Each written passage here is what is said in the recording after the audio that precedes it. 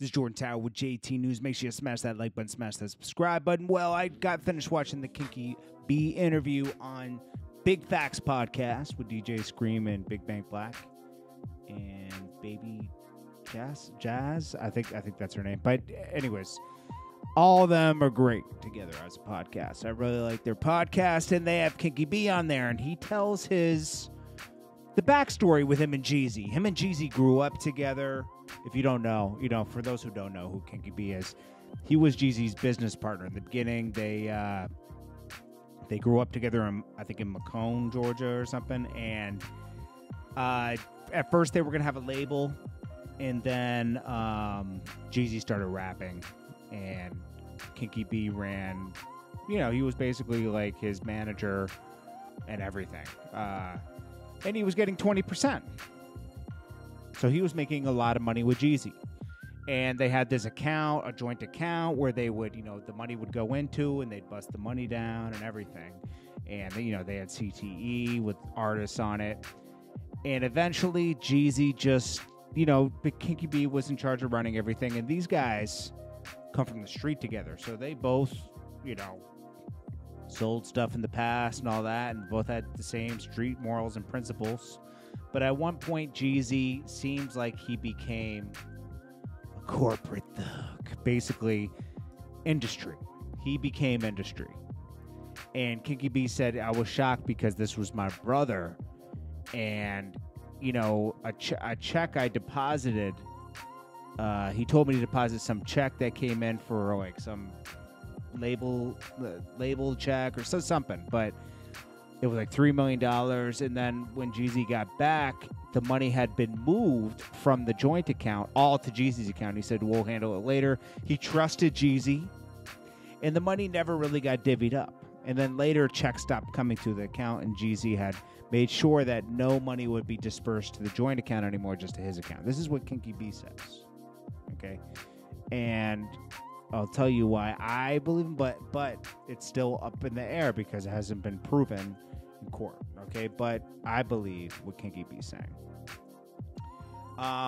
Jeezy, then eventually they're unable to work things out. They have the same lawyer, so Kinky B gets his own lawyer because he realizes things are out of whack. Now we're in 2011. They've already been making money together for 6 or 7 years. They end up going to court. Kinky B loses because he had filed for bankruptcy. When he filed for bankruptcy, all previous business engagements, I guess, are null and void. So he ended up losing on a technicality, and he kept it pushing, But he says that really hurt him, and it kind of shows Jeezy's character. He said Jeezy only cares about money. He doesn't care about relationships. He says that's why he did the verses with Gucci Mane. It was about selling an album, even though Gucci Mane, he said Gucci Mane did everything he was supposed to do in there. He was supposed to give it to Jeezy because, Jeezy was affiliated with a person that tried to rub him out. But Jeezy being affiliated with that guy that Gucci Mane, rubbed out, basically, erased from Earth, Pookie Loke, just for the mere fact of that, you should never do a verse with him or piece it up. And Kinky B's right. There's no loyal codes or anything going on there, and it's sad that Pookie Loke lost his life there, it's sad that he felt like he should do that mission. Jeezy, technically, he put a bounty on Gucci Mane's chain. And I guess through a girl or something, they caught Gucci Mane slipping, and Gucci Mane did what he had to do to survive, But it's such a sad situation, man. Kinky B said Jeezy lost all street credibility there, and he's not really open to doing business. He's open to talking because their families used to be so tight. As for the family and kids and everything, he would make peace. It's not even bad. They would be cool. It could be cool again, so the family could see each other.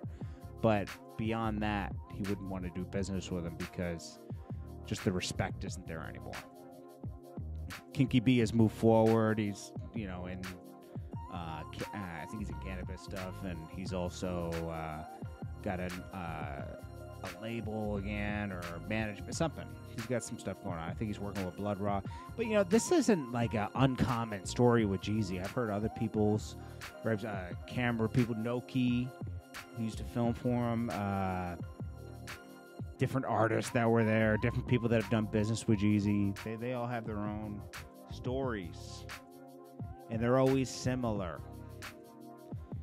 And it's disappointing, and this is why I only worked with Jeezy once, and that was just through JW and Kinky B for the feature on that song with JW, but I never wanted to strive to work with Jeezy at all because of what I heard, and I was like, I really like Jeezy's music, and you just don't want to ruin the music. This is another reason I never really strived to work with T.I. Not saying T.I. wanted to work with me, but I never tried because I love T.I.'s music.